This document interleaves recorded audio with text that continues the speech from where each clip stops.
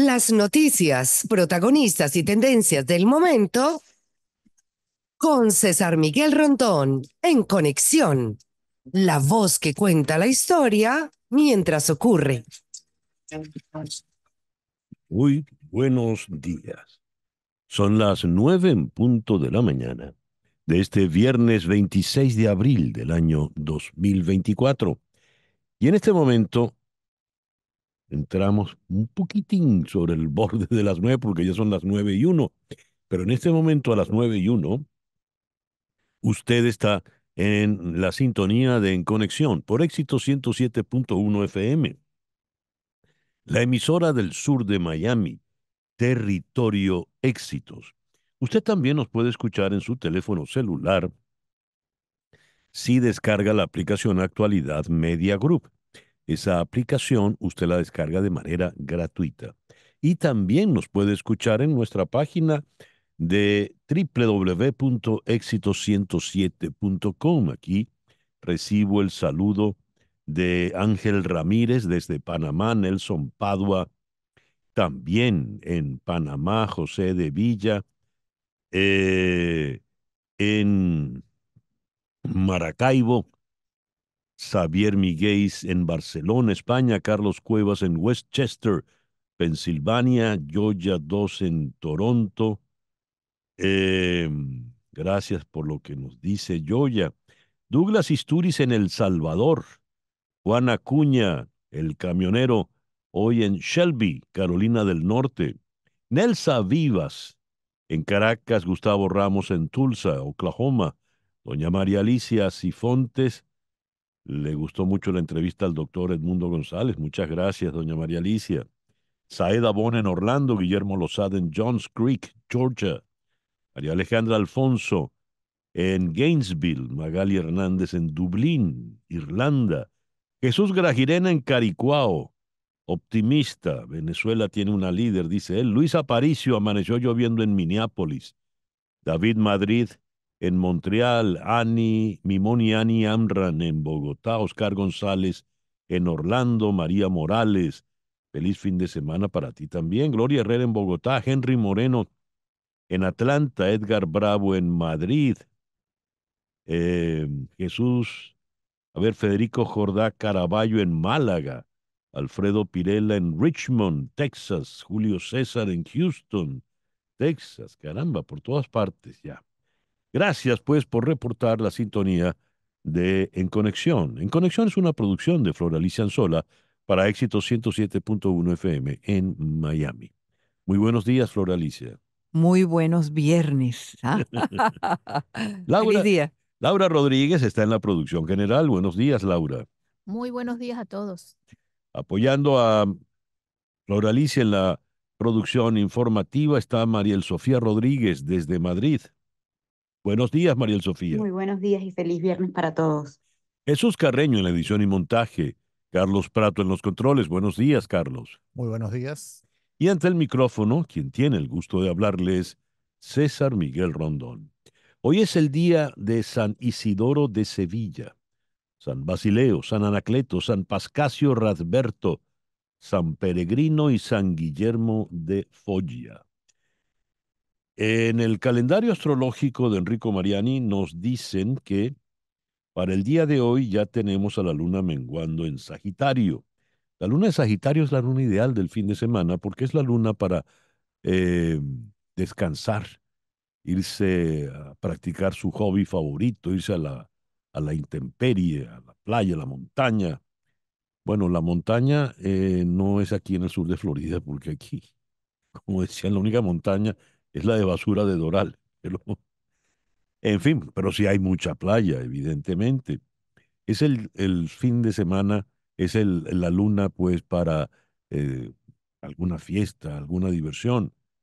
Así que es la luna ideal para este fin de semana y esa luna cambiará a las 5:38 de la madrugada del día domingo para entrar menguante en Capricornio. Pero de Capricornio les hablamos el lunes 29 porque esa es luna de trabajo. Por el día de hoy, luna menguante en Sagitario, Sol en Tauro y ya no hay más. Atención, Laurita, Mercurio retrógrado. Oye, 26 de abril es el Día Internacional de Recordación del Desastre de Chernóbil. El objetivo de esta efeméride es conmemorar uno de los mayores desastres nucleares que ha vivido la humanidad en las últimas décadas, ocurrido en Pripyat, Ucrania, que dejó un saldo muy alto de muertos y heridos debido a la radiación nuclear.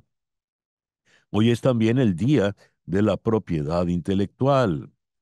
Esto para sensibilizar a la opinión pública sobre la incidencia de las patentes, el derecho de autor, las marcas y los dibujos y modelos, diseños en la vida cotidiana y celebrar la creatividad y la contribución de los creadores e innovadores al desarrollo de las economías y sociedades de todo el mundo.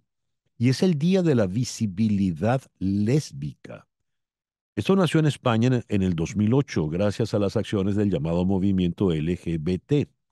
Esta celebración busca visibilizar a todas las mujeres que alrededor del mundo tienen derecho a vivir y ocupar espacios que sean igualitarios y donde no exista la discriminación. Existen variaciones en fechas en algunos países de la América Latina. Y en Venezuela hoy es el Día Internacional del Humor. Bueno, ahí ya empieza el primer chiste, porque si es en Venezuela, porque es el Día Internacional del Humor. Debería ser el Día Venezolano del Humor.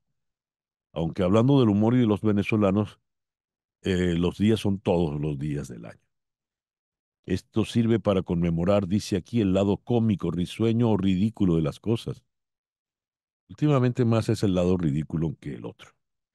A ver, el programa que te hemos preparado para el día de hoy lo vamos a iniciar en Caracas con el destacado economista José Manuel Puente, profesor titular en el IES en Caracas y asociado en la Universidad de Oxford, en el Reino Unido.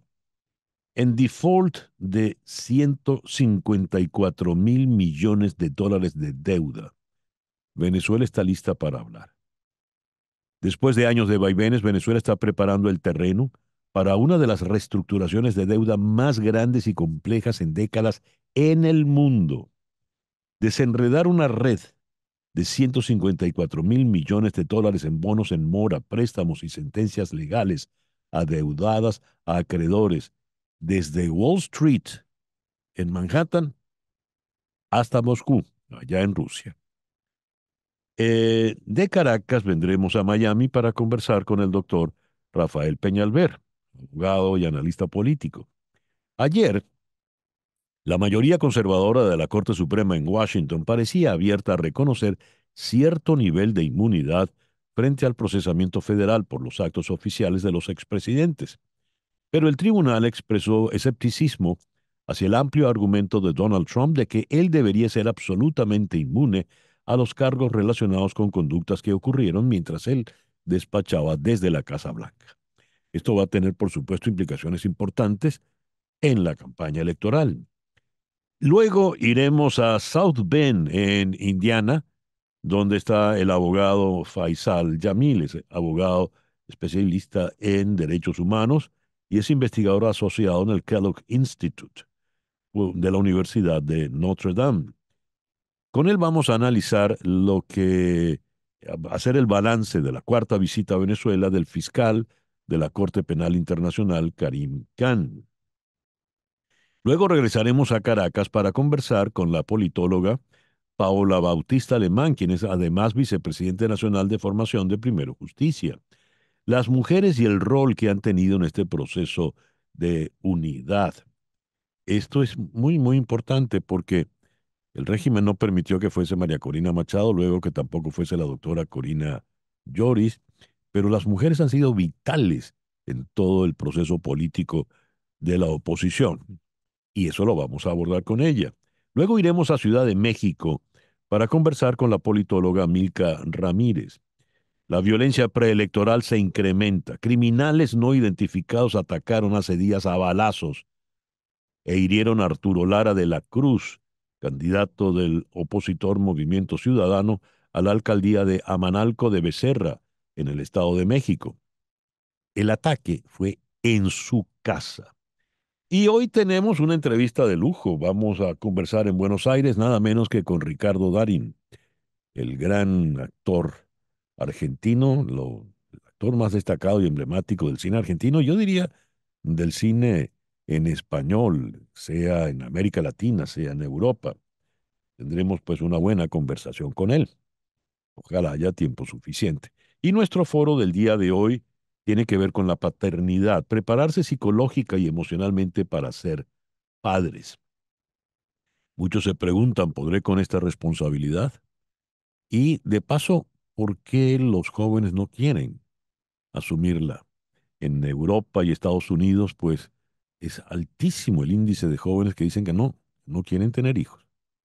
Bien, eso lo vamos a abordar con dos destacadas psicólogas en España.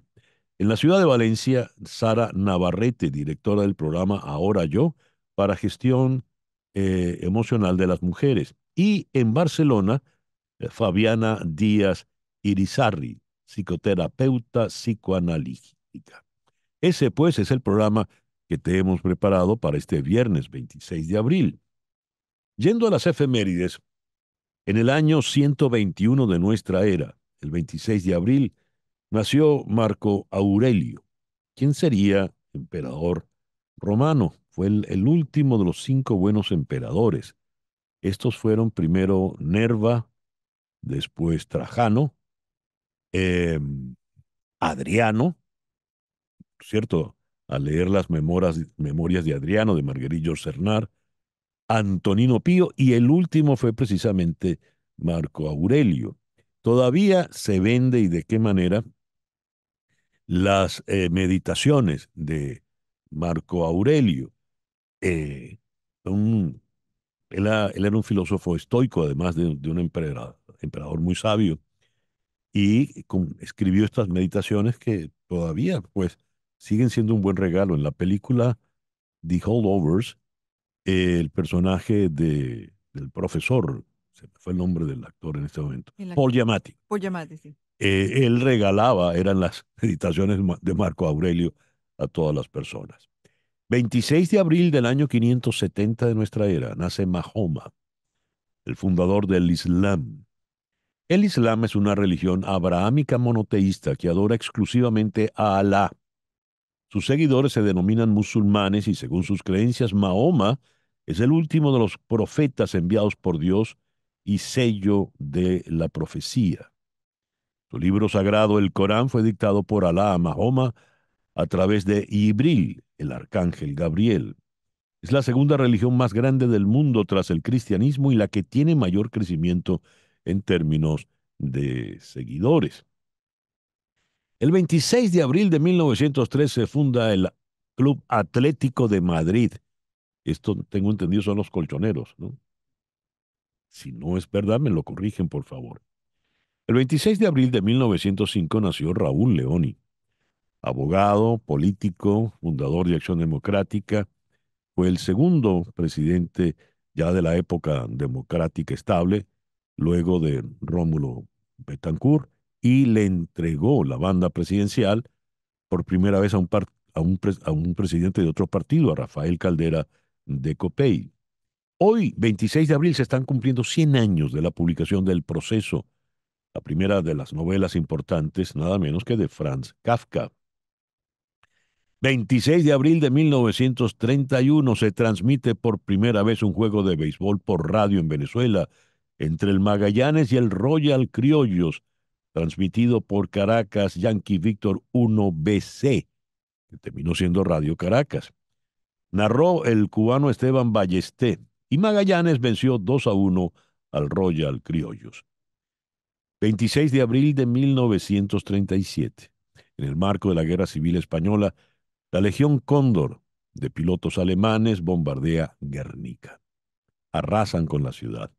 Y allí viene el cuadro emblemático de Pablo Picasso, Guernica. Hoy está cumpliendo 58 años la señora Melania Trump, ex primera dama. Le harán una buena celebración.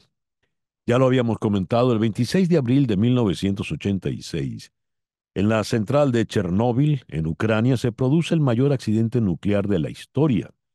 El cuarto reactor de la central nuclear de Chernóbil, en la Unión Soviética, explota. Mueren 31 personas y la contaminación radioactiva llega a gran parte de Europa Occidental. Y el 26 de abril del 2021, la gran Yulimar Rojas recibe la distinción Guinness World Records de salto triple femenino bajo techo al lograr 15,43 metros en el 21 de febrero del 2020 en Madrid. Dije 58 años de Melania. No, son solo 54. Miren que 4 años en ese periodo de la vida pesan, pesan. Disculpe, señora Melania, son solo 54.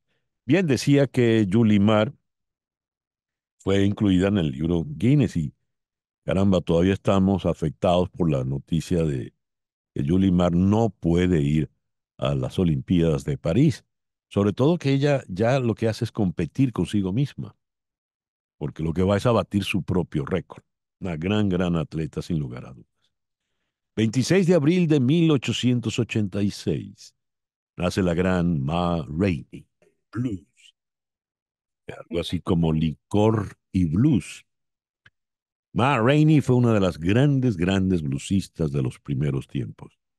Falleció en 1939.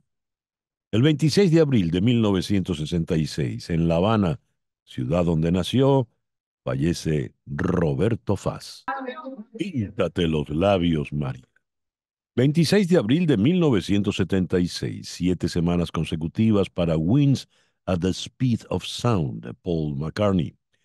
Es el disco que permaneció más tiempo, una vez que él ya estaba en solitario, y allí venían Let 'Em In y esta, Silly Love Songs. El editorial con César Miguel Rondón. Hace 23 minutos, la señora Elvira Pernalete publicó este tuit en la red X. 26 de abril. 7 años que nuestro hijo nos fue arrebatado por querer un mejor país. Su memoria y lucha siguen presente en una Venezuela que no se rinde buscando libertad y democracia. Seguimos trabajando por su justicia. Los crímenes de lesa humanidad no prescriben. 7 años sin Juan Pablo. La muerte de Juan Pablo Pernalete, hijo único de esta familia, fue algo sin duda terrible que nos marcó a todos. Estamos hablando de unos tiempos extraordinariamente crueles que van desde el año 14 hasta el año 17, donde sin clemencia alguna, con encono salvaje, se reprimieron las manifestaciones juveniles que se daban en las calles de las principales ciudades de Venezuela. Allí, el régimen que preside Nicolás Maduro mostró su verdadera cara. Han pasado 7 años de esto. Y en estos 7 años, ¿qué ha ocurrido? En la medida en que no han vuelto las manifestaciones callejeras, pues ya no está esa represión allí. Pero ahora viene una que es como goteada. No nos olvidemos que en este momento está presa todavía, sin razón alguna, Rocío San Miguel. No nos olvidemos de Carlos Julio Rojas. No nos olvidemos de Javier Tarazona y de tantos otros. No nos olvidemos de Fernando Albán. No nos olvidemos del capitán Arévalo. No nos olvidemos del coronel Lugo, que recién murió ahorcado, otro más de los, entre comillas, suicidados por el régimen. Este es el otro lado de un régimen atroz y cruel. Y es un momento importante para recordarlos a todos ellos, empezando por Juan Pablo Pernalete. Vaya nuestra palabra de aliento y solidaridad para doña Elvira y todos ellos que han sido tan, tan consecuentes y no han bajado en ningún momento la bandera de la libertad y la democracia. 9:21 de la mañana, hacemos una pequeña pausa y ya regresamos con las noticias más importantes de este viernes 26 de abril. Esto es En Conexión por Éxito 107.1 FM en Miami. Y a las 9:25 vamos con las noticias más importantes de este viernes 26 de abril.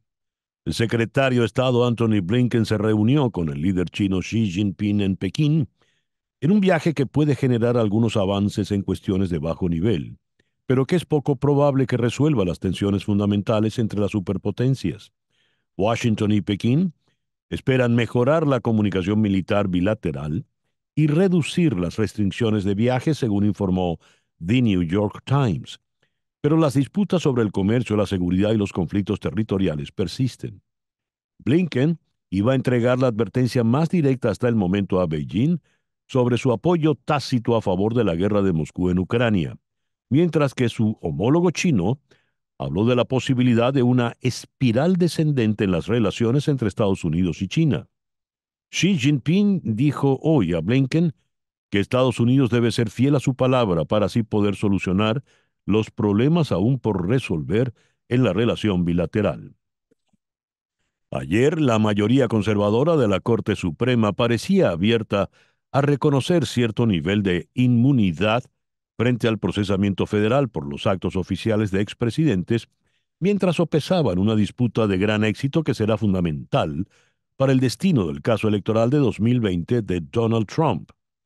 Pero el tribunal, la Corte, expresó escepticismo hacia el amplio argumento de Trump de que debería ser absolutamente inmune a los cargos relacionados con conductas que ocurrieron mientras él estaba en el cargo.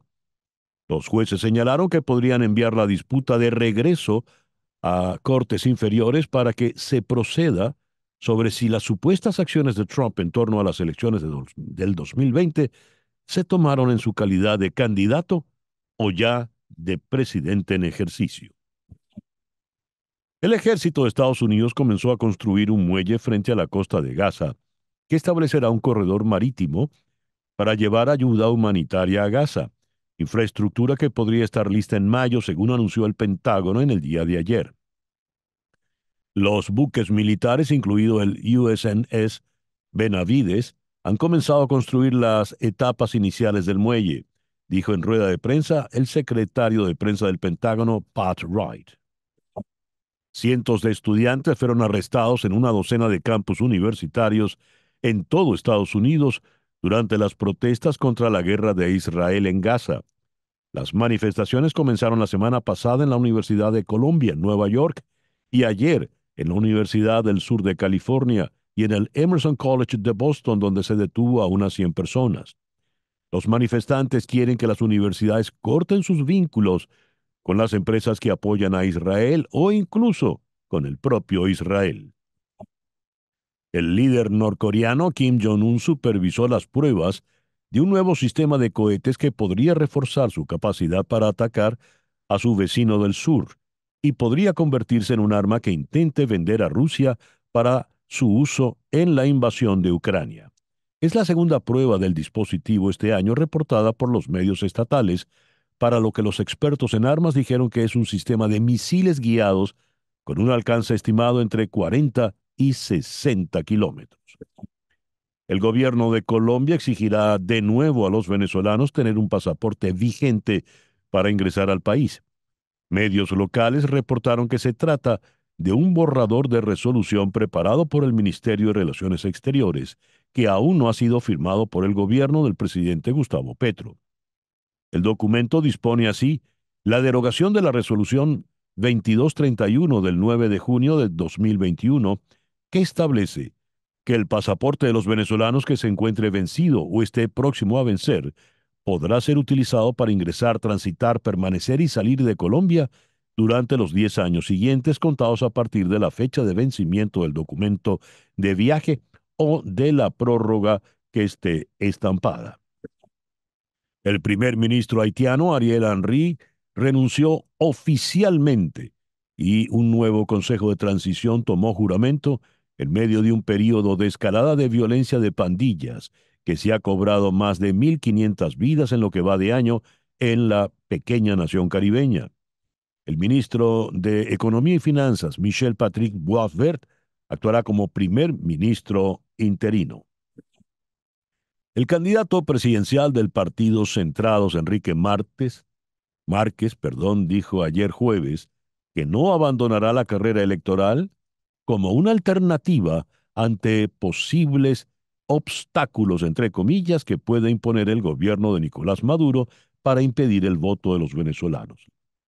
Leo textualmente: hemos decidido continuar promoviendo nuestra alternativa desde el flanco opositor, desde el flanco del cambio, no desde el flanco de la complicidad, sino desde el ángulo de un país que ya no aguanta más, porque nosotros no confiamos en este gobierno, y no confiamos en sus acciones, y no confiamos en su forma de actuar en un juego sin reglas, como es este proceso electoral.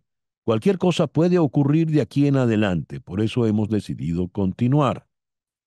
Fin de la cita para Enrique Márquez. Y leo lo siguiente.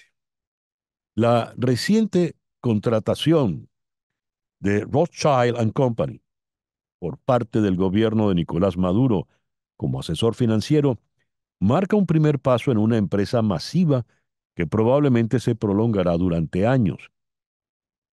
Pero es una señal clara de que Maduro tiene la intención de reinsertar a Venezuela, por mucho tiempo un paria internacional, de nuevo en los mercados financieros globales, aprovechando el incipiente repunte económico que se ha afianzado después de un colapso sin precedentes que duró una década. La década precisamente de Nicolás Maduro. Esta es una tarea que eclipsa el tamaño de otras reformas recientes de la deuda pública e involucra una combinación geopolítica, petróleo y finanzas. Mark Weidemeyer, profesor de Derecho en la Universidad de Carolina del Norte, que estudia los contratos de bonos soberanos, dijo: esta sería la reestructuración más compleja desde que Irak, después de la invasión de Irak en el año 2003. Antes de que puedan siquiera comenzar las conversaciones con los acreedores, los banqueros de Rothschild están revisando el opaco mundo de los mercados de deuda para descubrir a quién se le debe qué, según personas familiarizadas con el asunto. Es increíble esta situación. Maduro también necesitaría obtener un alivio de las sanciones que prohíben a Venezuela emitir deuda y recuperar el reconocimiento de Washington. Los dos países, recordemos, cortaron relaciones diplomáticas en el 2019 y a la fecha de hoy, Estados Unidos no reconoce a Maduro como presidente. Estamos tratando de hacer contacto con el economista José Manuel Puente, pero Laura no lo tenemos todavía. Eh, y caramba, nos interesa mucho poder hacer contacto con él porque el tema es realmente dedicado. Estamos hablando de la reestructuración de deuda más grande que se ha hecho en el mundo. Venezuela además tiene uno de los riesgos país más altos del mundo y salir con ese riesgo sería realmente inconveniente por los costos que tendría que pagar la nueva deuda venezolana. Recordemos además que Venezuela es un país sancionado y Nicolás Maduro no es reconocido por muchos gobiernos, especialmente por Washington. Washington ha impuesto sanciones que prohíben al gobierno vender deuda en los mercados estadounidenses. Sería entonces necesario cambiar las sanciones antes de que se pueda llevar a cabo una reestructuración de la deuda. Es un problema de una envergadura increíble. Venezuela debe aproximadamente 67.000 millones de dólares a los tenedores de bonos después de incumplir sus pagos hace más de 6 años. Bien, ahora sí ya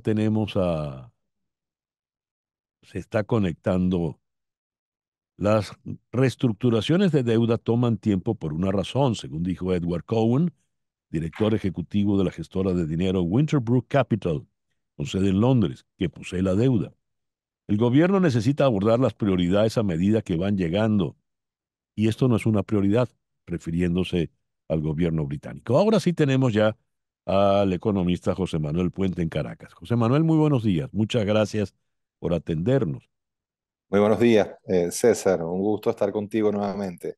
He leído a nuestros oyentes mientras hacíamos contacto, José Manuel, el problemón, el megakilo de estopa que supone renegociar 154.000 millones de dólares con todos los inconvenientes que en este momento tiene Venezuela. ¿Qué puede ocurrir realmente con los pies en la tierra? Sí, Venezuela, tú lo has dicho claramente, está en un gran problema, porque la deuda de Venezuela hoy, César, en términos del PIB, sabes que el parámetro más utilizado a nivel internacional no es solo el tamaño de tu deuda, sino qué tan grande es esa deuda en términos de tu Producto Interno Bruto. Y Venezuela, dado que su PIB se ha achicado, se ha enanizado en los últimos 20 años, y su deuda ha crecido de manera exponencial hasta llegar a 154.000 millones de dólares, tiene una de las deudas sobre PIB más altas del mundo. Y ahora tiene que renegociarla, pero está nuevamente sancionado, está fuera de los mercados financieros internacionales, no tiene acuerdos con el Fondo Monetario y Banco Mundial, y además está en default, en cesación de pagos desde el año 2017. Estamos hablando de 154.000 millones, de los cuales 63.000 millones son deuda vencida y no pagada. En esas circunstancias tan difíciles, tan complejas, se hace muy difícil llevar a cabo un proceso de reestructuración, reperfilamiento de esa deuda. Yo en este momento, si no hay un cambio político en Venezuela, lo veo como técnicamente imposible se pueda renegociar un monto de deuda tan grande con tantos desequilibrios actuando en la economía y el sistema político venezolano. Bien, has puesto, creo, el punto, has puesto el dedo en la llaga. Si hay un cambio político, digamos, si a partir del 28 de julio hay un nuevo gobierno electo que tomaría posesión el año entrante, ¿en qué medida podrían cambiar las condiciones, José Manuel? Sin lugar a dudas, cambiarían radicalmente, porque uno de los problemas es que, por ejemplo, el Fondo Monetario Internacional no reconoce a Nicolás Maduro como presidente legítimo de Venezuela. Tanto así que, como ustedes saben, tú sabes, el año pasado se generaron eh, derechos especiales de giro por más o menos 5.000 millones de dólares que le correspondían una proporción de ellos a cada país de América Latina, y los 5.000 millones de dólares nunca fueron desembolsados al gobierno de Nicolás Maduro, porque el Fondo Monetario, que no se mete en política, pero que no reconoce al Fondo Monetario, nunca desembolsó ese dinero. Es decir, con un nuevo presidente, con un nuevo marco institucional, con nuevas instituciones, eso podría generar la credibilidad para que los mercados participaran de esa recompra de deuda, de ese reperfilamiento de deuda, y el Fondo Monetario ayudara en ello. No veo ninguna posibilidad que con un gobierno como el de Nicolás Maduro, ese reperfilamiento de deuda se dé, refinanciamiento, y tenemos que tener claro, la reestructuración, reperfilamiento de deuda es una de las patas claves de un programa de ajuste y cambio estructural que se tiene que dar en Venezuela para que podamos hacer otras cosas de fondo que reactiven la economía, la pongan a crecer a altas tasas, con baja inflación, con pleno abastecimiento. Es decir, una pata de la mesa sin la reestructuración de deuda simplemente queda tambaleando esa mesa. Te hago la pregunta entonces obligada desde la otra acera. No hay cambio político, no hay cambio de régimen. ¿Qué le ocurre al país como un todo y al venezolano en particular? Bueno, si no hay cambio político, que por cierto, aquí me remito a todas las encuestas, un 80% del país quiere un cambio político. Ese cambio político ha sido entorpecido Gran Bacenor. por las vías legales e ilegales. Si eso no se da, Venezuela no va a acceder a los mercados nuevamente, no va a poder ponerse al día en su default, su asociación de pago, y la situación económica de los venezolanos, sin lugar a dudas, el venezolano a pie va a empeorar, porque, como te decía, el reperfilamiento de deuda es una de esas patas claves dentro de un programa de reformas que tiene que llevar a cabo, y una de ellas es reinsertarse nuevamente en los mercados internacionales, ponerse al día con sus deudas antiguas. Si tú no pagas tus deudas viejas, nadie te va a prestar nuevos recursos para que lleves a cabo obras de infraestructura, en el tema eléctrico, en el tema agua, y entonces simplemente se tranca las posibilidades de reconstrucción de la economía venezolana, y las consecuencias serán muy negativas para todos los venezolanos.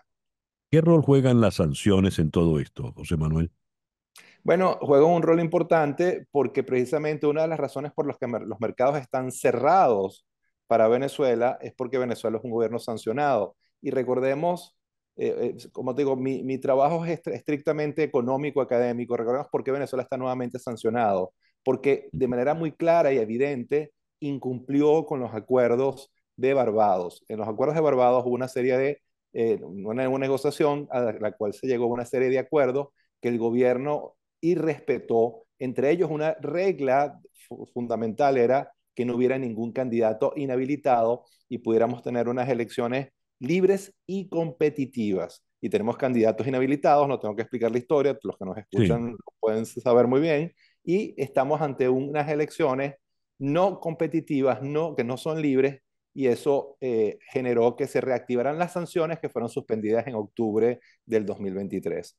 Yo tengo que decir esto muy brevemente.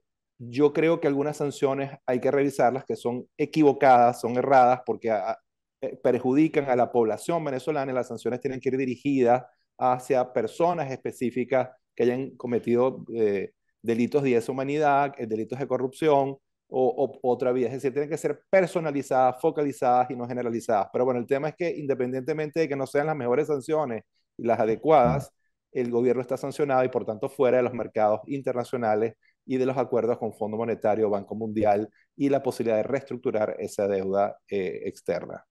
Leyendo información para esta entrevista, me topé con el concepto de Estado paria.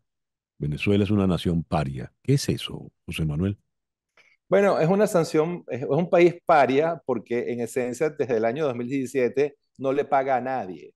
Desde Mm. 2017 declaró que no tenía con qué pagar y simplemente tiene ya 7 años en default, en cesación de pago. No paga sus acreencias, no paga los intereses que genera esa deuda y está completamente sancionado. Estamos hablando de cerca de 63.000 millones de dólares en deudas vencidas y no pagadas. Y es por eso que la percepción de los mercados es tan negativa. Venezuela tiene hoy entre los 3 riesgo país MB Plus más altos del mundo. Eso no es poca cosa. Es un riesgo plus que podría ser 50 o 100 veces superior a México, a Chile o a Perú. Dios. Entonces, claro, la percepción de los mercados es muy, pero muy negativa y en esas circunstancias se hace casi imposible poder llegar a un acuerdo con los acreedores, hacer lo que se denomina un haircut, un corte de cabello. Cuando se dan estas negociaciones, siempre se hace una reducción de la deuda para hacerla viable su pago y después arrancas con un cronograma de pago estructurado a lo largo de 10, 5, 10, 15, 20 años. Y eso no es posible ahorita en las actuales circunstancias económicas, políticas e institucionales que vive Venezuela. Da como vergüenza decir que uno es ciudadano de un país paria, ¿no? Sí, es realmente penoso y nos deja muy mal parados en el mundo, más allá de lo moral, que ya es muy importante, está el tema que a un país paria que no ha pagado sus deudas pasadas, nadie le va a prestar dinero nuevo. Ujú. Así funciona en la vida y así funcionan los mercados también. José Manuel, muchísimas gracias por estos minutos en la mañana de hoy. Muchas gracias a ti, César. Un abrazo para ti. José Manuel Puente, economista desde Caracas. 9:43. Una pausa y al regreso nos ocupamos de lo que está dilucidando la Corte Suprema en Washington con relación a Donald Trump. Esto es En Conexión, por Éxito 107.1 FM en Miami. Leo esta nota.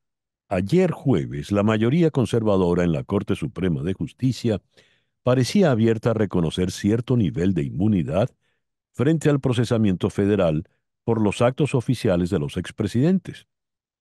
Pero la Corte expresó escepticismo hacia el amplio argumento de Donald Trump de que él debería ser absolutamente inmune a los cargos relacionados con conductas que ocurrieron mientras él estaba en la Casa Blanca. ¿De qué estamos hablando acá? ¿Qué está dilucidando en realidad la Corte Suprema y qué puede decidir? Consultemos pues a una voz autorizada como la del doctor Rafael Peñalver, abogado y analista político aquí en Miami. Rafael, muy buenos días. Muchísimas gracias por atendernos. Miguel, buenos días. Siempre es un gusto estar en el programa con ustedes. A ver, ¿qué es lo que está dilucidando? ¿Qué están haciendo los jueces de la Corte Suprema? Bueno, en primer lugar, estamos hablando de una persona acusada, Donald Trump, que todo lo que busca es dilatar, dilatar y dilatar el proceso con la esperanza de que no llegue a juicio antes de las elecciones. Ujú. Esa es su táctica primordial en todos los casos que enfrenta. Ayer en la Corte Suprema, uno de los casos, que es el caso del asalto al Capitolio el día 6 de enero, pues la Corte Suprema revisó la decisión unánime que dictó la Corte de Apelación, que decía que el presidente Trump, el expresidente Trump, no tiene inmunidad por los actos que hizo durante la subadministración relacionados a mantenerse en el poder a pesar de haber perdido las elecciones. Los jueces de la Corte Suprema revisaron esa decisión de la Corte de Apelación y aparentemente tenían preocupación y diferencias con partes de esa decisión. Los jueces le dijeron a Donald Trump que el argumento que él propone, que es que el presidente tiene inmunidad total, que eso no es así. ¿Acaso Ujú. puede tener inmunidad total por lo que los jueces dijeron que eran actos públicos, actos dentro del ámbito presidencial, pero no los actos privados, actos que salen del ámbito presidencial? El jefe de la Corte Suprema puso un ejemplo y dijo, si un presidente nombra a un embajador, eso es un acto oficial y estaría protegido por la inmunidad. Pero si el presidente otorga ese cargo de embajador porque vendió ese puesto y alguien le pagó $100,000 por ser nombrado embajador, ya eso no está dentro del ámbito presidencial, eso sería un acto privado y no tendría inmunidad sobre eso. Entonces, al final del día, y estamos esperando la decisión porque ayer solamente fue la audiencia pública, Ujú. al final del día, yo creo que los jueces le van a decir a Trump que su petición de que tiene inmunidad absoluta, que no tiene base constitucional para eso, van a diferenciar lo que son actos presidenciales protegidos por la inmunidad y los que no son. Y lo que van a hacer es, en mi opinión, enviar el caso de vuelta a la Corte del Distrito para que la juez determine en las acusaciones que se le hacen cuáles de esas acusaciones podían caer dentro del ámbito presidencial y cuáles no. Al Sí, final, al final, Donald Trump pierde el caso en los méritos, pero gana en demorar el caso, que es su único objetivo.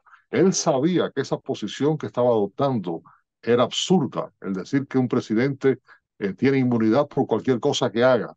No, eso obviamente no es así. Pero sí, al proponer eso, lo que ha hecho es, ha ganado tiempo, el caso ahora vuelve a la Corte del Distrito, de acuerdo con lo que la jueza dicta, se puede volver a apelar esa decisión y en eso pasan meses y meses y probablemente este caso no llegue a juicio antes de las elecciones y Trump salga con la suya de esconderle al pueblo norteamericano la realidad de lo que pasó en todo relacionado al intento de quedarse en el poder a pesar de haber perdido las elecciones. me llama la atención porque es una manera, no sé cómo calificarla, un tanto extraña de si es verdad, eh, tú eres culpable de esto, no es correcto lo que estás proponiendo, pero te vamos a ayudar y aquí tienes más meses y meses y meses para que eventualmente vengan las elecciones y vuelvas a ser el presidente y entonces esto se olvide. Es algo increíble y un fallo del sistema norteamericano de que 4 años después de que esta persona intentó quedarse en el poder, básicamente intentó dar un golpe de Estado Mm. y han pasado 4 años y esta persona está aspirando a volver a ser al puesto para tratar de quedarse. Si llega a la presidencia, yo estoy convencido que más nunca la suelta y diciendo de que tiene total inmunidad. Si llega a la presidencia, él va a desestimar estos casos y lo que quedaría es su posición de que el presidente tiene inmunidad absoluta y actuará así, y será, en mi opinión, el fin de la democracia norteamericana. ¿Por qué no va a soltar más nunca la Casa Blanca si se le eligen es solo por 4 años? Exactamente, Irma, y más que nada cuando se propone que el presidente tiene inmunidad absoluta, así que aunque se quede y haga lo que haga, si él tiene inmunidad absoluta como él Ah, propone, pues ¿quién lo va a sacar? ya veo. Fue muy decepcionante para mí ver que algunos de los jueces estaban más preocupados porque establecer un tipo de... el juez Alito dijo que había que hacer un dictamen que fuera para for the ages, para todos los tiempos. Sí, Ujú. señor, puede hacer un dictamen para todos los tiempos, pero lo importante es que dicte en el caso que está frente a usted. El país está esperando una solución, una respuesta a lo ocurrido hace 4 años. No que usted ahora empiece a escribir una tesis magistral de lo que puede hacer un abuso hacia futuros presidentes si se le permite que se empiece el proceso de encausar a presidentes que salen de la Casa Blanca. Esa es una hipótesis, pero la realidad, el caso que tiene usted al frente, no es ese caso hipotético, es el caso de una persona que intentó Sí. quedarse en el poder. Y yo creo que eso es lo que tenemos que enfrentar y no soluciones hipotéticas. Rafael, muchísimas gracias por estos minutos en la mañana de hoy. Muchas gracias, siempre es un gusto. El doctor Rafael Peñalver es abogado y es analista político aquí en la ciudad de Miami.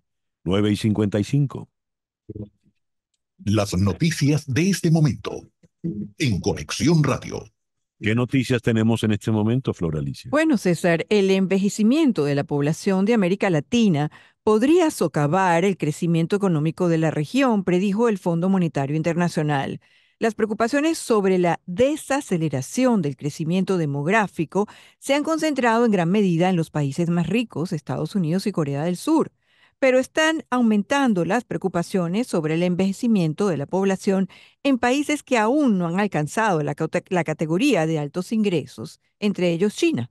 En una población del FMI, dos economistas pronosticaron que el crecimiento económico en América Latina en los próximos 5 años estaría por debajo de su promedio histórico, en parte porque la demografía está cambiando y la fuerza laboral no crecerá tan rápido como antes. Y hablando en concreto de Estados Unidos, donde hay también tasas de natalidad que han empezado a bajar, tenemos este dato. Los nacimientos en Estados Unidos cayeron a 3,59 millones en 2023, una caída del 2% con respecto al año anterior y la cifra más baja desde 1979. Mm, Gracias, Flor Alicia. El fiscal de la Corte Penal Internacional, Karim Khan, estuvo por cuarta vez en Venezuela. Maduro dio una declaración un tanto cantinflérica: estamos de acuerdo en que no estamos de acuerdo y no estoy de acuerdo en que el fiscal me esté investigando a mi gobierno. Estoy de acuerdo y él está de acuerdo en que yo no esté de acuerdo. Algo así fue. Pero más allá de el trabalenguas, ¿qué balance se puede hacer de la visita del fiscal Khan a Venezuela? Vamos hasta South Bend, Indiana, donde está el abogado Faisal Jamil del Kellogg Institute for International Studies de la Universidad de Notre Dame. Faisal, muy buenos días. Gracias por acompañarnos. Buenos días, César Miguel. Gracias a ustedes otra vez por el espacio. ¿Qué balance haces de esta visita del fiscal Khan a Venezuela? Bueno, muchas cosas importantes se anunciaron tras esta visita. Ciertamente, ciertas iniciativas que ya se habían adelantado que iban a ocurrir se oficializaron tras la cuarta visita del fiscal. Se dio apertura oficial a la oficina que va a instalar la oficina de la Fiscalía de la CPI en Caracas, y al mismo tiempo se estableció que se está trabajando en un plan conjunto en el que el gobierno y la fiscalía van a hacer este marco de cooperación. El fiscal también anunció que quisieran establecer hitos y plazos para evaluar cómo avanza el fortalecimiento y pues estas actividades de reinstitucionalización que necesita Venezuela para tener un poder judicial que cumpla con los estándares del Estatuto de Roma, y Ujú. solicitó también al presidente que se incorporara el Estatuto de Roma en la legislación del país. ¿Y qué va a ocurrir realmente con todos estos acuerdos? Porque no hace mucho Maduro expulsó, por ejemplo, a la Oficina de Derechos Humanos de Naciones Unidas. Y mientras estaba el fiscal, sale la información de la muerte del coronel eh, Lugo, Marino Lugo. Eh, ¿De qué estamos hablando? ¿Qué puede hacer realmente la delegación del fiscal Khan? Bueno, hay que tomar en cuenta que el equipo de la Fiscalía que va a operar en Caracas se va a encargar de cooperación técnica, que esto forma parte de una política de complementariedad de la Corte Penal Internacional y más específicamente de su Fiscalía, de dar asistencia a los estados para que puedan por sus propios medios investigar los crímenes internacionales que están en el Estatuto de Roma. Esa oficina se va a encargar únicamente para eso y de ahí va las alianzas o los acuerdos que se están tomando con el gobierno. Independientemente y de forma paralela, va a seguir avanzando la investigación que adelanta la Fiscalía para la Corte Penal Internacional sobre la Comisión de Crímenes de la Humanidad en Venezuela. Lo que podemos pronosticar es que lo que vaya a suceder en Caracas pueda desembocar en algunas reformas legislativas, en capacitaciones a los funcionarios del sistema de justicia y eventualmente, si el Estado verdaderamente se presta a colaborar y cumplir con sus obligaciones, puede que veamos algunas investigaciones internas, incluso juicios por los Ujú. crímenes que forman parte del Estatuto de Roma. Pero ciertamente el gobierno, al seguir negando que en Venezuela no se han cometido crímenes de lesa humanidad, al decir que está de acuerdo, están de acuerdo en que tienen desacuerdos, se demuestra que pareciera que el Estado finalmente no va a tener la voluntad de cooperar ni de cumplir con sus Ujú. obligaciones porque ni siquiera está aceptando el hecho de que en Venezuela pudieron haber ocurrido crímenes de lesa humanidad. Ya, Em, ya. sí. Sí, eso coincidimos. Esa es la sospecha, el temor que tiene uno, ¿no? También. Sí, sin Bueno, embargo, se puede sí. rescatar el hecho de que la Corte Penal y la Fiscalía está apoyando a las instituciones nacionales para que en Venezuela haya justicia, que es lo que queremos todos. La Corte Penal no tiene la Ujú. capacidad de investigar todos los crímenes y las atrocidades que han ocurrido en el país, no tiene la capacidad de dar reparación a todas las víctimas y por eso es que se busca también que las autoridades nacionales en algún punto lo puedan hacer, solo que sabemos el historial que tienen las instituciones en Venezuela. Ya. Faisal, muchísimas gracias por atendernos en la mañana de hoy. Gracias a ustedes, que tengan buen día. Faisal Yamil, abogado especializado en derechos humanos desde la Universidad de Notre Dame, South Bend, Indiana. 10:01 de la mañana, Capicúa. Vamos a una pequeña pausa. Y al regreso nuestro foro de hoy. ¿Por qué no tengo hijos? ¿Me preparo para tener hijos? ¿Qué está ocurriendo con la paternidad y la maternidad en estos tiempos? ¿Le tengo miedo a la inmensa responsabilidad que viene? Abordemos esos temas a nuestro regreso. Esto es En Conexión por Éxito 107.1 FM en Miami.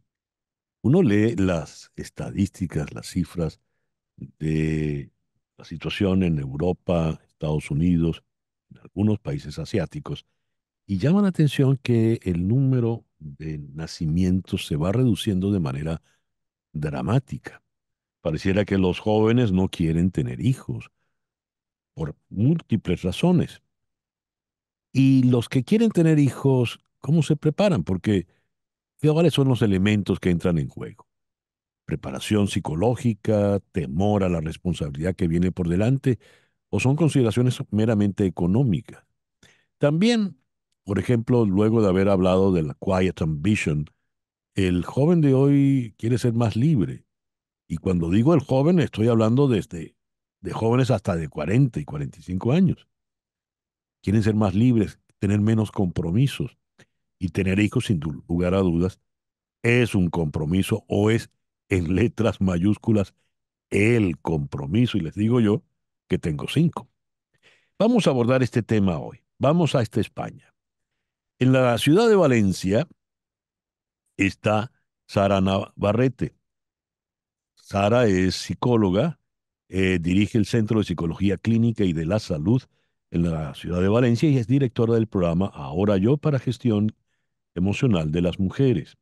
Sara, muy buenos días, muchas gracias por acompañarnos en el día de hoy. Buenos días. Y subiendo un poquito en la geografía, pero sin abandonar el Mediterráneo, llegamos a la ciudad de Barcelona, donde está también otra psicóloga, en este caso psicoterapeuta y psicoanalítica, Fabiana Díaz Irizarry.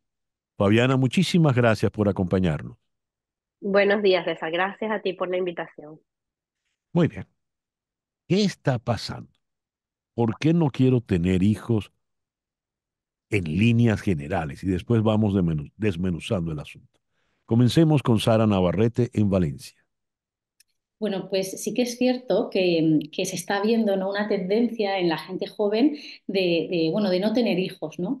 Entonces, nosotras, desde la psicología, lo que estamos entendiendo es que sí es cierto que bueno, pues las edades se han retrasado un poquito, ¿no? Sí que es cierto que llega un punto en el que bueno, estos jóvenes tienen que buscar un trabajo, tienen que buscar una estabilidad, ¿no? Y es cierto que esto se va retrasando y llega un momento en el que bueno, muchos jóvenes pues dicen, bueno, ya llegados a este punto, hasta que yo no encuentre esa estabilidad, no voy a poder ser padre o madre. Entonces, nosotros lo que vemos es un retraso, eso de entrada, ¿no? En la edad. Cada Sí. vez se están teniendo hijos más mayores, desde hasta 40, 42, 45 años, ¿no? Y un motivo puede ser la parte de búsqueda de empleo, la estabilidad y el tema de las relaciones de pareja, ¿no? Que sí que es cierto que vivimos en una sociedad donde predomina el amor líquido, ¿no? Esta falta de consistencia en las relaciones. Entonces, no sé, César, si te he respondido a la pregunta, pero estos factores sí que son bastante importantes, ¿no? Claro que has respondido a la pregunta. ¿Tú cómo ves el asunto, Fabiana? Estoy de acuerdo con mi colega. Yo creo que también hay algo que podemos agregar, que es que hoy en día las generaciones estamos cada vez más acostumbradas, y las generaciones jóvenes más, a la inmediatez. Hay algo con la inmediatez, con el tema de la globalización, con la información. Y ser padres es lo opuesto a lo inmediato. O sea, no es un proyecto a corto plazo, sino a muy largo plazo. Es una decisión que no se puede echar para atrás, una decisión de por vida. Y eso conlleva un compromiso muy serio, unido a varios temas de valores también. Y eso, Ujú. eso ya también cambia de país en país, por cierto. Ujú. A ver, el fenómeno se da básicamente en países del primer mundo, en países desarrollados. Ocurre en buena parte de Europa, ocurre en Estados Unidos, ocurre en buena parte de los países más avanzados de Asia. ¿Por qué no ocurre en buena parte de la América Latina o en el sudeste asiático o en África, por ejemplo? Le pregunto a Sara Navarrete. Bueno, pues es posible que un factor tenga que ver con el desarrollo de la mujer, ¿no? Es Ujú. decir, en estos países que comentas, sí que es cierto que hemos visto un paso cultural en el cual la mujer, los roles clásicos se centraban en que la mujer estaba en casa cuidando a los hijos, bueno, cuidando el hogar, y sí que es cierto que llegó un punto en el que la mujer se incorporó de forma, bueno, pues importante, ¿no?, en el mercado laboral. Entonces, muchas mujeres sienten el punto, ¿no?, de decir, bueno, es que si yo voy a ser madre, voy a tener que sacrificar parte de mi Mm. carrera profesional, ¿no? Entonces, este factor puede influir notablemente en el hecho de que en estos países quizá, ¿no?, como más evolucionados o desarrollados, se esté, bueno, pues esté pensando más en el tema de los hijos, ¿no? No se tengan hijos así de forma tan temprana como en los otros países que comentas, César, ¿no? Entonces yo creo que esto es un factor Sí, bastante importante.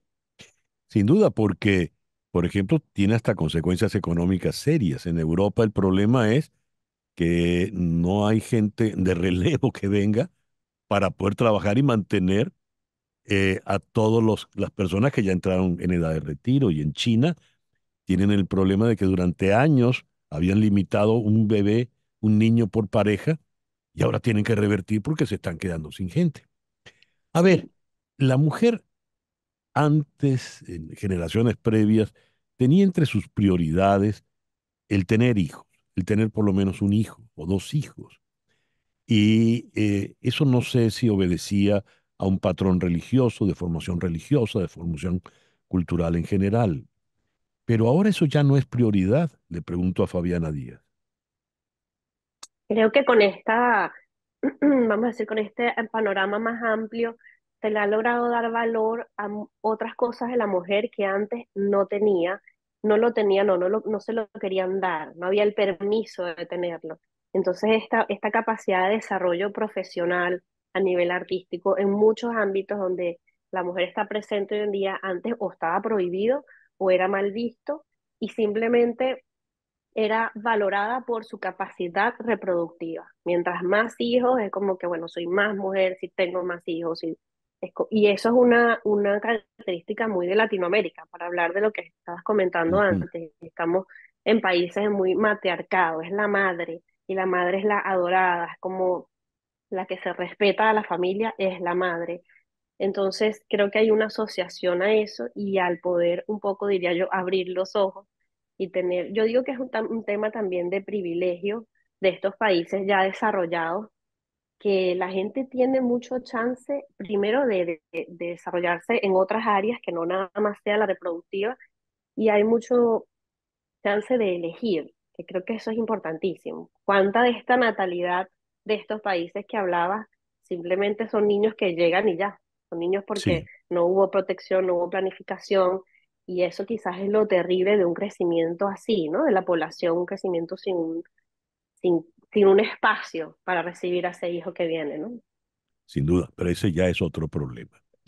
Sara, en algún momento, en una intervención previa, hablaste, y creo que la expresión fue en estos tiempos de amor líquido. Me llamó mucho la atención eso del amor líquido. ¿Qué es el amor líquido? ¿Y cómo era el amor antes? ¿Sólido? Sara, por favor. Claro, mira, tiene que ver mucho con la parte de lo que nosotras vemos y seguimos con la parte femenina, ¿eh? Es decir, con lo que Ujú. nosotros vemos en las mujeres que llegan a la consulta.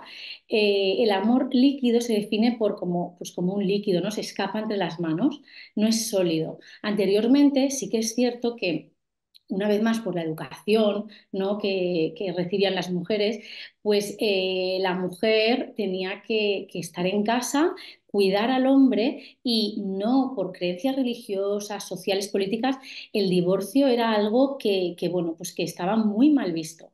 Y se divorciaban las personas que quizás sufrían malos tratos y ni aún así, ¿no? En la actualidad, ¿qué sucede? Que se ha llegado, esto es una opinión personal, ¿no? Al polo opuesto. El polo opuesto es que, como comentaba mi compañera, queremos todo ya inmediato y buscamos el placer y la satisfacción. Es decir, lo que nos cuesta, lo que nos hace sufrir, lo que nos consume no nos interesa. Entonces vemos que los jóvenes, tanto mujeres como hombres, consumen el amor y consumen la primera fase del amor, es decir, esa fase en la que me encanta la persona, hay mucha pasión, hay mucha ilusión.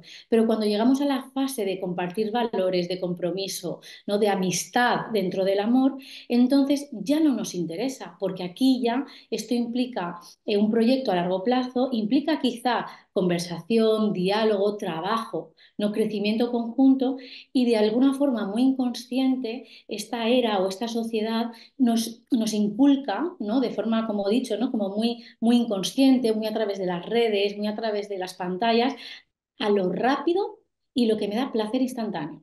Entonces, el amor líquido al final es este amor, estas relaciones que duran 2, 3 meses y que no se consolidan, porque en el momento en el que yo ya he consumido ese amor, paso a otra relación donde me vuelva a dar, ¿no? Ese subidón, esa adrenalina, esa ilusión de las primeras fases. Entonces, claro, esto también va a influir, por supuesto, en que las parejas pues les cueste más, uno, comprometerse, y sí que es cierto que si no hay un compromiso previo va a ser más complicado planificar o poder traer un hijo al mundo o construir una familia, ¿no? Dada la explicación de Sara, te pregunto, Fabiana, lo siguiente. Asumamos una pareja que pues pasan los meses y siguen estables y se compenetran y se quieren cada día más, Y pasa un año y pasan 2 años y de repente uno de ellos dice, me gustaría tener un hijo tuyo o me gustaría tener un hijo contigo. Si los dos están de acuerdo, magnífico, a procurarlo. Pero si no hay uno que esté de acuerdo, ¿qué pasa? Te lo digo porque he conocido casos de parejas muy estables, con varios años ya, que han decidido no tener hijos. ¿Qué ha ocurrido en esos casos?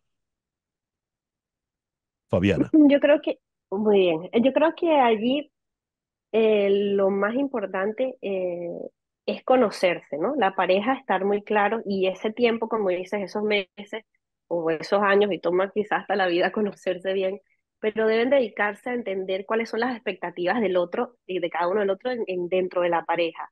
Esto tiene que estar muy claro. Para la llegada de un hijo es importante que haya un consenso, que este hijo sea querido por los dos, porque César, tener un hijo es una responsabilidad muy grande, un compromiso, y al final, idealmente, nacen del amor. Los hijos nacen del amor. Ujú. Y si hay este desequilibrio, sin duda, tener hijos va a ser mucho más retador y mucho más difícil si la pareja no tiene una misma idea y no están en la misma sintonía, digamos. Muchas veces ocurre que hay separaciones de la pareja, por eso hay que estar muy Sí, claros antes de emprender un proyecto largo si están alineados en los deseos, ¿no? Para que este proyecto al menos pueda durar más tiempo. El espacio mental de los dos de la pareja a veces sucede que en un principio ninguno de los dos quiere un hijo, por ejemplo. Estamos ujú, claros y bueno, nos podemos hasta casar y estamos claros. Y quizás llega un momento de la vida que 10 años, algo más, y yo quiero tener un hijo ahora, y ahora tú no quieres. Y allí empiezan esas diferencias y sí, sí puede ser una razón de ruptura o de mucho conflicto dentro de la pareja. Ujú. ya lo veo. Les quiero agradecer de verdad el haber compartido con nosotros en esta mañana a Fabiana Díaz Irizarry en Barcelona y más abajito, pero siempre sobre el Mediterráneo, a Sara Navarrete en Valencia. Sara, muchas gracias Gracias, muchas gracias. y muchísimas gracias, Fabiana. Muchas gracias a ti, César. Hasta luego. Vamos a una pausa. Al regreso seguimos hablando de mujeres, pero esta vez de el rol que han tenido las mujeres en el proceso de unión, de consolidación de la oposición venezolana en estos últimos acontecimientos. Esto es En Conexión, por Éxito 107.1 FM en Miami. 10:23. Ventilex, fábrica de extractores de aire industriales y ventiladores comerciales a la medida, te ofrece extractores de aire Alfa 48 y Alfa 36 para el control de ambientes cálidos y contaminados. Llama al 954-433-1322, 954-433-1322. Y para tu empresa que también requiere ventilación directa y constante, diseñamos Titan 36, el ventilador industrial más efectivo para puntos fijos. Ventilex, medio siglo de experiencia en ventilación comercial, ventiladores y extractores hechos a la medida. Llama al 954-433-1322. Repito, 954-433-1322 de Ventilex. Leo esto que escribe Luis Carlos Díaz. Hay que ponerle nombre a esta movida de campañas dinámicas con distintas vocerías y recorridos por el país, a una campaña femenina que no se puede diluir.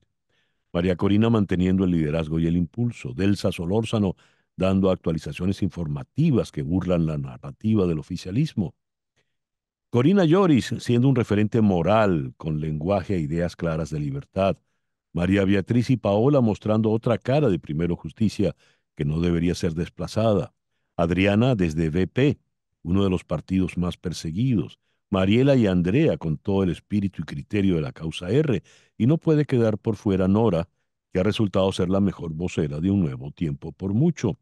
Además, recuerda Luis Carlos el caso de Dinora Hernández, presa, de Magali Meda y Claudia Macero, de las tres de 20 Venezuela, las dos últimas refugiadas en la embajada en, la embajada de Argentina en Caracas.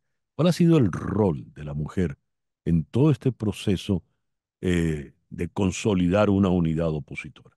Se lo preguntamos a una de las mencionadas por Luis Carlos, a Paola Bautista de Alemán. Paola, muy buenos días. Gracias por estar con nosotros en esta mañana.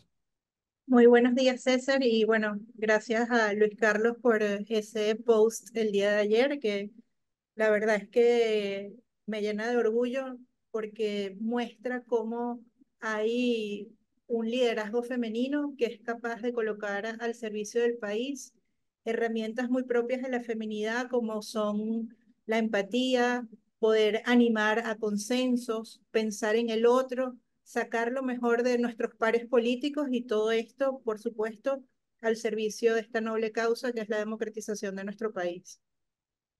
Y de aquí en adelante, ¿cómo se incrementará ese rol de la mujer? Porque es evidente que ha sido el régimen el que ha bloqueado las opciones femeninas, en primer lugar con María Corina Machado y luego con Corina Lloris. Pero, ¿cuál será ese rol de aquí en adelante, Paola? Sí, yo creo que una cosa muy importante es que el rol de la mujer en estos espacios políticos no es producto de cuotas o de imposiciones jurídicas, ¿no? Cada Ujú. mujer que está en un espacio de toma de decisión es porque se ha ganado su espacio con trabajo, con liderazgo, con confianza y con mucho esfuerzo. Creo que en la campaña que comienza, que es una campaña profundamente atípica, que tiene tres pilares fundamentales, que es María Corina como líder del país, Edmundo González como candidato presidencial electo por unanimidad de todas las fuerzas políticas y la plataforma unitaria que reúne a los principales partidos políticos del país. Vamos a tener un rol fortalecido y un rol que viene de lo que se ha venido construyendo en estos meses, ¿no? Creo que a mí me resulta muy emocionante y muy bonito ver el rol que están jugando mujeres como María Beatriz Martínez, como Delsa Solórzano, por supuesto como María Corina, que lo que te digo, colocan lo mejor de sí al servicio de los demás y eso suena fácil, pero en política y en la vida, pues eso es muy difícil, exige mucha generosidad y calidad Tie- humana. Hay algo importante que dijiste, no están allí porque sean mujeres, ¿verdad? Están allí porque se han ganado ese espacio, pero son mujeres y la mujer, sobre todo la mujer venezolana, aporta una visión un poco más amplia, un poco más cercana también. No sé, ¿cómo lo definirías, Paola? Bueno, yo creo que la foto del proceso político que tenemos ahorita es una foto de la que es la realidad social de nuestro país. La mujer que lleva adelante grandes desafíos con alegría, con esperanza, con empatía, sabiendo llevar ánimo y alegría en cada momento, en cada lugar en el que está.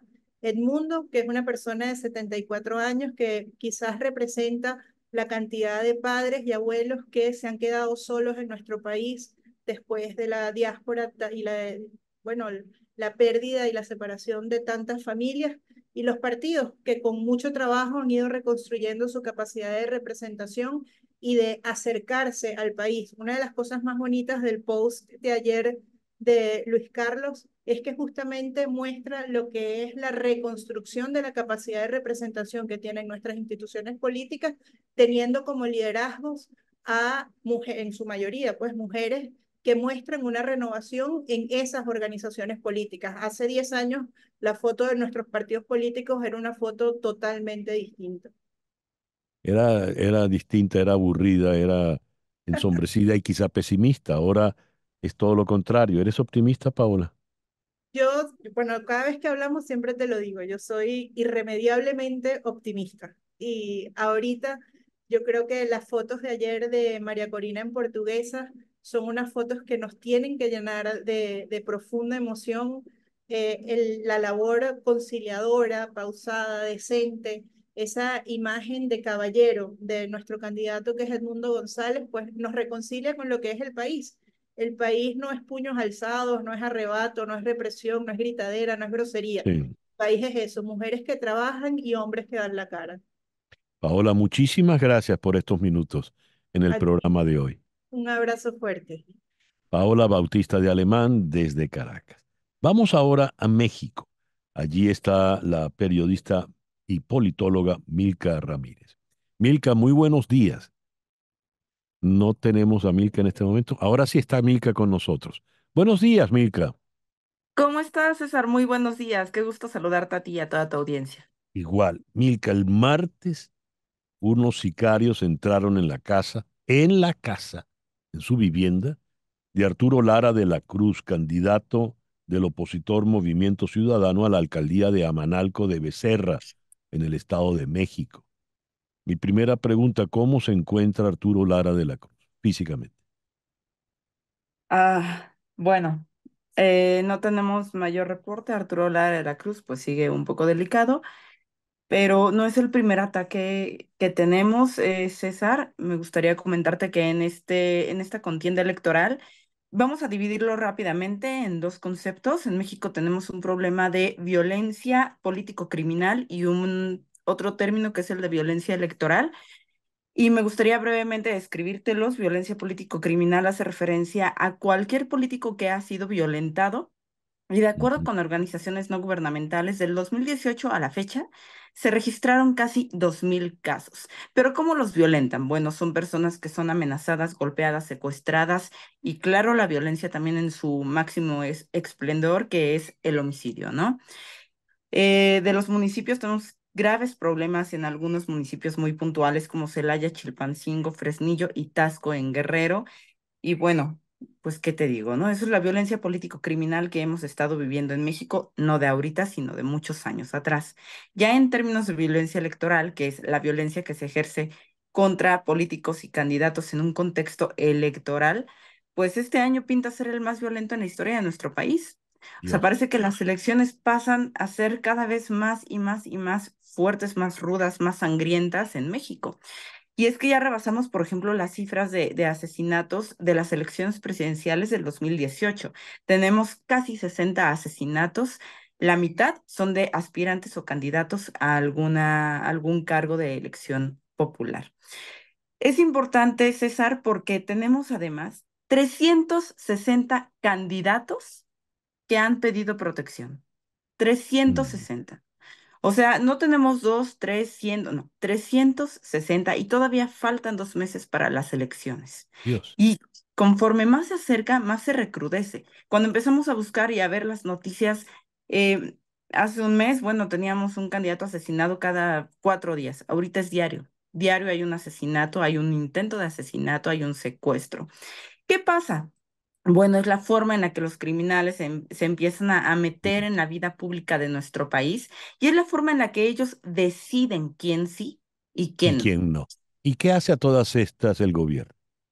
Bueno, todas estas el gobierno ya sabemos, hay veces en las que el presidente López Obrador en su discurso dice, no, es un montaje, es la oposición. Por ejemplo, el fin de semana pararon a Claudia Sheinbaum en Chiapas, era un grupo de Ujú. encapuchados, y en su mañanera López Obrador salió a decir que, bueno, pues podría ser un montaje de los medios de comunicación o un montaje de la oposición. Sin embargo, como se trató de su candidata, sí dijo que, bueno, si los candidatos presidenciales lo consideraban pertinente, se iba a robustecer la seguridad que se les estaba brindando. Pero más allá de este discurso es la realidad lo que ya ha Claro, sobrepasado a López Obrador, ¿no? claro, evidente. Qué pena. Y faltan 2 meses. Milka, Faltan muchas dos. gracias, sí, muchas gracias por habernos acompañado en esta mañana, Milka.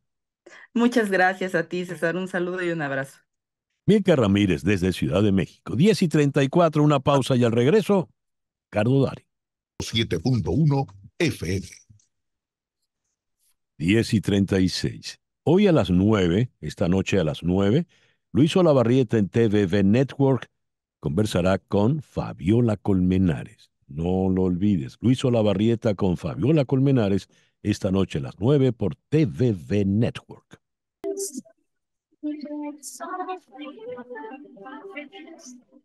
Vamos ahora hacia el sur del continente.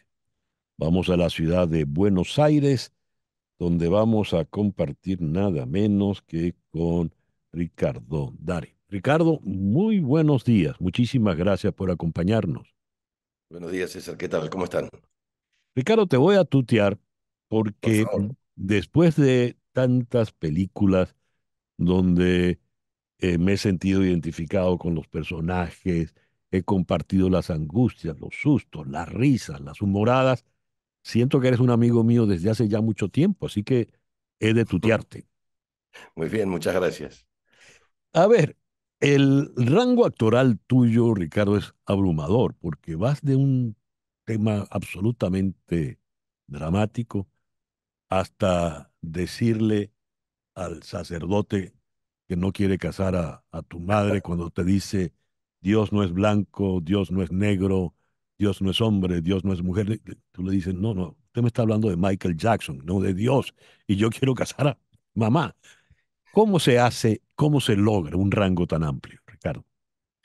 Bueno, indudablemente la posibilidad de cubrir diferentes frentes en ese sentido dependen pura y exclusivamente del guión, del director, del guionista, de cuál es el planteo, cuál es la historia que hay entre manos. Y en el caso de El hijo de la novia, que es la película que acabas de citar subrepticiamente, su guionista, sus guionistas y su director, Juan José Campanella, Fernando Castells, realmente son expertos en eso porque son amantes de, de la época gloriosa del cine italiano, en donde las historias estaban específicamente basadas en la gran capacidad que han tenido ellos de reírse de sí mismos y de poner eso sobre la mesa. En situaciones ultra dramáticas encontraban la manera de reírse de sí mismos y de sus miserias. Y eso creo que los formó, los alimentó, los impulsó a atreverse a escribir historias de esas características. No solo en El hijo de la novia, también en Luna de Avellaneda, El mismo amor, la misma lluvia. También si uno quiere hablar de Campanella, no puede evitar mencionar El secreto de sus ojos, Sí. en donde a pesar del dramatismo y el contexto en el que transcurre la historia, aparecen así algunas perlas diseminadas por ahí de humor. Bueno, me vino a la memoria el momento en que llega el superior a recriminarles por el viaje que hicieron a la ciudad y le reclama a tu compañero que el boludo este que viene a amarrarse las trenzas del zapato mocasín, ¿no? Donde no hay trenzas. Por ejemplo. O Sí, sea, son esas pequeñas cosas diseminadas en una situación, en un contexto apremiante, que sí, hacen que el espectador respire y lo disfrute. y se identifique, porque la vida va siempre con ese tipo de matices. Así es. Pero me llama la atención, Ricardo, le has dado mérito al guionista, le has dado mérito al director, prácticamente a todo el mundo menos al actor. No, no, no. Yo lo que digo es que uno necesita indudiblemente ese contexto para poder. Después están los actores, están los actores, las actrices, los artistas, los músicos. Después estamos de alguna manera en un campo bien regado para poder hacer nuestras cosas, a veces con mayor suerte, otras con menos, pero siempre lo intentamos. Pero no, yo resalto la tarea de los guionistas y de los productores, los directores, porque son los que plantean la historia. Y uno luego, si tiene la suerte que tuve yo durante tanto tiempo de encontrarme con buenas historias, con buenas posibilidades, porque el tema de los actores en general está específicamente enfocado en cuáles son las posibilidades que se nos presentan. Yo he Ya. tenido mucha suerte en ese sentido. Siempre he encontrado posibilidades. ¿A qué se lo atribuyes la suerte? No, la suerte es una mezcla de que se alineen un poco los planetas a tu favor y estar Ajá. preparado para rendir en esas circunstancias. No sé, se me fue el nombre en este momento, pero alguien escribió, mientras más trabajo, más suerte tengo. Sí, sí, sí, sin duda. Hay que moverse, hay que moverse. No hay que dejar de moverse. ¿Y por qué te hiciste actor en un principio, Ricardo? Ah, bueno, eso no lo sé. No, no, no, no me hice actor. Yo creo que todos actuamos de una forma o de otra. Y algunos desarrollamos unas capacidades, otros otras. Eh, pero viniendo de una familia de actores, un Mm. ámbito en el que me crié desde que nací, eh, creo que se presentaron las oportunidades y las fui tomando en la medida en que tenía conciencia de eso. Cuando era muy chico, yo empecé a trabajar a muy temprana edad. Por supuesto, no tenía conciencia de eso, era un juego. Todavía sigue siendo un juego, porque, bueno, en Ah, inglés play es, juega, sí. es un término un paraguas que alberga muchos sentidos. Eh, Creo que de eso se trata. Luego la vida se encarga de ponernos más serios y encontramos la posibilidad de jugar incluso en situaciones en donde lo que está en juego en realidad, valga la redundancia, es nuestra supervivencia, alimentar a nuestra Sí. familia, eh, pero, pero no deja de ser un juego. Jugar a ser otra persona por un rato. Ricardo, hace muchos años en el Pleistoceno Superior, cuando empecé a escribir en televisión, el productor en ese entonces, yo le comenté, mira, pero es que tal actor y tal actriz, y este productor, que era un cubano veterano de todas las guerras, me dice, no le creas a los actores. Yo le digo, ¿por qué? Por eso, porque son actores. Claro. Yo me quedé totalmente desconcertado. Tenía razón el productor cubano. No, bueno, depende de cuál sea la cuestión que tengamos entre manos, ¿no? Es decir, si bien nuestro oficio, nuestro trabajo, nuestra tarea es, eh, como decía un primo mío, mentir, entre comillas, es decir, estamos Ajá. jugando el juego de hacerles creer a los demás que somos, aunque sea por un rato, otra persona. Eh, Fuera de ese contexto laboral, yo personalmente hay muchos actores y muchas actrices a las que les creo, porque Mm, encuentro cierta coherencia entre sus trabajos y lo y que lo que, son. y lo que son, su pensamiento, su forma de actuar, su forma de tratar a los demás. Me gustan aquellos que, como te imaginarás, no se suben a ningún alambrado, no se cuelgan cocardas todo el tiempo. Me gusta la gente simple. Muy bien.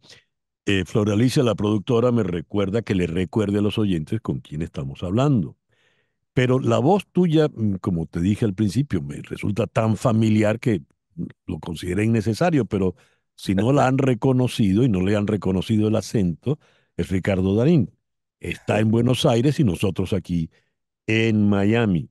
Hablamos de actores, pero te has destacado también como productor y como director. Y recién Netflix estrena Descansar en Paz, producida Así por es. ti. ¿De qué se trata, Ricardo? Bueno, Descansar de Paz es una especie de drama tragedia, diría yo, de Mm. la historia de una familia, especialmente enfocada en un hombre que en los 90, como tantos otros, empieza a ver cómo la empresa heredada de sus padres eh, se empieza a venir abajo. Empieza a tomar deudas para tratar de salvar la situación, para darle trabajo a toda esa gente que está en esa fábrica. No lo consigue, se mezcla con algunos tipos de estos que parece que nos ayudaran en la vida, pero en realidad lo que hacen es empujarnos a enterrarnos más. Con un prestamista su situación empeora Ujú. y aprovecha en un momento determinado una tragedia social que ocurrió en Argentina por esa fecha para desaparecerse, cambiar de vida, intentar ser Dios. otra persona. Es una decisión absolutamente controversial, por supuesto, porque decide Ujú. dejar a su familia, pero él cree que de esa forma les está asegurando el porvenir, porque existiendo él, la situación no tenía arreglo, no tenía solución. Los deja cubiertos por un seguro de vida y se marcha a tratar de empezar una nueva vida para sí mismo. Y la historia, para sintetizártelo y no aburrirte, se trata precisamente del intento que él lleva adelante por ser otra persona y lo que no sabemos es si lo consigue. Ya. Hemos hablado en estos breves minutos de tus éxitos. Todo has tenido suerte, ya lo has dicho, y estás preparado para cuando la suerte aparezca, pues poder patear el balón. Yo te iba a decir poder hacer el swing y botar la pelota, pero en Argentina no juegan béisbol, así que me quedo con la metáfora futbolística. Juegan, hay quienes juegan, pero no es un deporte popular, digamos. Ay, ¿cómo lo va a hacer con tan buenos futbolistas que tienen? El país de Messi sería pecado prácticamente. Ahora, Ricardo, fracasos, ¿los has tenido? ¿Cómo te han Sí, afectado? sí, bueno, es fácil decirlo con el diario del lunes, como decimos por acá, pero, pero soy de los que creen que se aprende mucho más de... A mí no me gustan mucho las palabras ni éxito ni fracaso, me parece que son Mm, demasiado radicales, muy sí, terminantes, pero cuando las cosas no salen bien, tenemos la posibilidad de intentar averiguar el porqué. Y si tenemos cierta claridad y lo averiguamos, se pueden corregir cosas, se puede reorientar una dirección. Cuando las cosas salen bien o muy bien, es difícil saber cuál es el motivo, en realidad. mm, Si las cosas salen mal y uno investiga un poco, puede llegar a tener cierta claridad en ese sentido y aprender de eso. Yo creo que se aprende mucho de las cosas que no salen bien. Lo importante es que el golpe no sea tan fuerte como para hacernos bajar la guardia, arrodillarnos y no seguir sí. intentándolo. Ese Hemos es hablado, el riesgo, sí, digamos. claro. Hemos hablado de actores. ¿A cuáles admiras? ¿Cuáles has tenido como norte en tu formación y ya como un actor consagrado que eres? Bueno, el tema de la admiración está sujeto también conociendo el oficio, digamos, desde adentro, está sujeto, como te decía al principio, a las posibilidades. He tenido la oportunidad de conocer grandes talentos que a lo mejor no han trascendido y normalmente cuando decimos admirar a alguien, lo hacemos en función de aquellas veces que lo vimos acertar, de Ujú, aquellas veces en las que lo vimos tener éxito, del que hablábamos recién. Yo tengo algunos históricos maestros en mi cabeza que a lo mejor, y seguramente para el resto del mundo de habla hispana, no son tan conocidos, pero que a mí sobre todo desde muy chico, me marcaron para siempre. Carlos Carela era uno de ellos, Lautaro ujú. Murúa, el otro de ellos, Héctor Alterio, que por Uf, suerte he tenido la claro. oportunidad de trabajar muchas veces con él desde muy chico. Ujú, Eh, actrices como Norma Leandro, a quien claro. admiro, amo, adoro y le agradezco todo lo que siempre hizo por mí.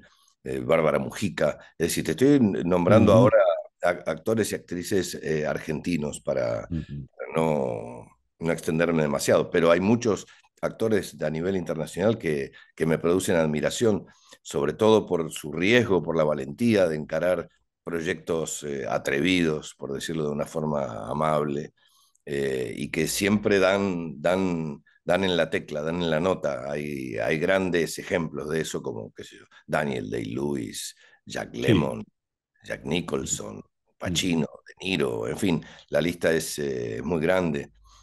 seguro. Actores europeos también y actores también de nuestra área, de nuestra región. Ujú. Eh, He tenido la suerte de cruzarme varias veces, no podría decir que es mi amigo, pero de cruzarme con Benicio del Toro. Tengo Mm, grandes amigos españoles, Javier Bardem, Luis Tosar, en fin. eh, es gente a la que admiro por su trabajo, pero también por su forma de ser. muy bien. Viene El Eternauta, una Wow. historia de ciencia ficción, Ujú. alienígenas en Argentina. Sí, esta es una historia, es una versión de una historia que era un cómic icónico argentino de la década del 60, mejor dicho, del 50, fines del 50, principios del 60, eh, que en su momento tuvo una gran repercusión por la simbología, la Ujú, significancia que eso podía tener aplicado, a pesar de ser una historia de ciencia ficción. Es una apuesta muy, muy, muy valiente por parte de sus productores. Y nada, hemos trabajado incansablemente para poder llevar adelante nuestra primera temporada y ahora estamos eh, esperando a ver en qué momento vamos a hacer la segunda, pero todavía no se ha terminado y no se ha mostrado la primera, así que creo que depende en gran medida de eso. Ya. Ya para cerrar, ha sido muy generoso concediéndonos todos estos minutos, Ricardo. Por favor, es un placer. Hemos de hablar de Argentina 1985. Sí. En varias oportunidades, por razones del acontecer político en Venezuela, en América Latina en general, he entrevistado a Luis Moreno Ocampo, quien en la vida real fue fundamental en la trama de la Fundamental. película. Y para él la película representa mucho, le emociona mucho. Y de hecho, en todas las entrevistas tiene el afiche, no una, sino el afiche de la película detrás. Sí, sí, sí. Cuando vimos esa película, y aquí te tengo que hablar en primera persona como venezolano, el final de la película es un triunfo de todos.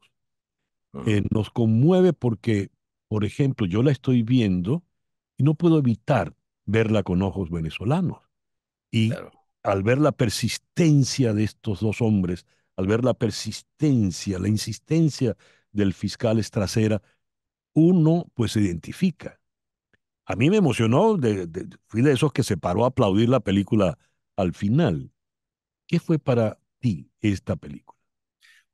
Indudablemente, te entiendo perfectamente lo que planteas.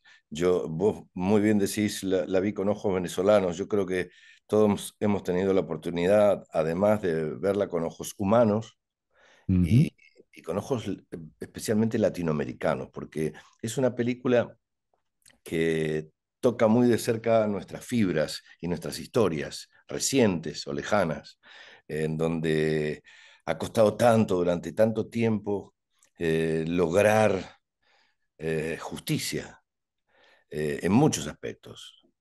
Y me parece que Argentina 1985 viene a saldar una deuda que se tenía con respecto a estos dos hombres, estos dos grandes hombres, Estracera y Moreno Campo, Ujú. porque en un momento determinado significaron un empujón, un estímulo, una bocanada tan grande de oxígeno en nuestros pulmones.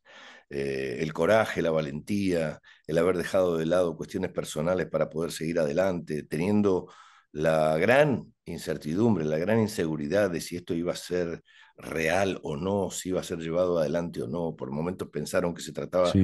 de una triquiñuela más las lides políticas. Sin embargo, tuvieron el coraje, la valentía de seguir adelante y, y lo paradójico, que es de lo que se trata en realidad nuestra película, y yo estoy orgulloso por eso, es que para poder hacerlo tuvieron que contar con gente muy joven, Mm. porque les costó muchísimo armar un grupo para la fiscalía, un equipo de fiscalía Mm. con abogados o con gente de renombre. Nadie se quería subir a esa batalla. Entonces se encontraron en la gente joven, en la sangre joven, no solo el interés, la necesidad, sino el empuje para ir para adelante. Y paradójicamente lo que ha ocurrido con la película, más allá de aciertos o desaciertos y de ciertas controversias que generó, algunos se han peleado mucho con lo que significaba la película, uno no le queda más remedio que preguntarse dónde se ven parados frente a eso para que los moleste. Algunos se sintieron ofendidos por algunas pretendidas ausencias que no son tales en realidad. En el cine a veces Ya. omitir algo es destacarlo, pero Sí. algunos no lo entienden. Pero como te decía, para mí paradójicamente lo más importante, la historia se basa precisamente en cómo estos dos hombres encontraron un equipo de fiscalía en gente joven y las vueltas de la vida hacen que a partir de la aparición de la película, toda la juventud fue a los archivos a interesarse como Qué, nunca antes de qué era lo que había ocurrido realmente en ese momento. qué maravilla. Qué Entonces ahí es maravilla. donde uno como artista siente que se cumple todo el ciclo. No es solamente jugar a ser otro, sino que sirva para algo. No Muy bien. siempre, no siempre se busca eso, no siempre se consigue, pero cuando se da, realmente uno Aleluya. Claro muy, que sí. muy orgulloso. Ricardo, muchísimas gracias por esta conversa tan, tan grata y tan amena. Al contrario, fue un placer y espero que tengamos otra en el futuro. Así será. Te Así mando un será. abrazo, César. Gracias. Igual, Ricardo. Ricardo Gracias, Darín, gracias. el gran actor argentino desde Buenos Aires. 10:57. Y con el boss al fondo nos vamos por el día de hoy. En Conexión fue una producción de Flor Alicia Anzola para Éxito 107.1 FM, con Laura Rodríguez en la producción general, Mariel Sofía Rodríguez en la producción informativa, Jesús Carreño en la edición y montaje, Carlos Prato en los controles y ante el micrófono, quien tuvo el gusto de hablarles, César Miguel Rondón.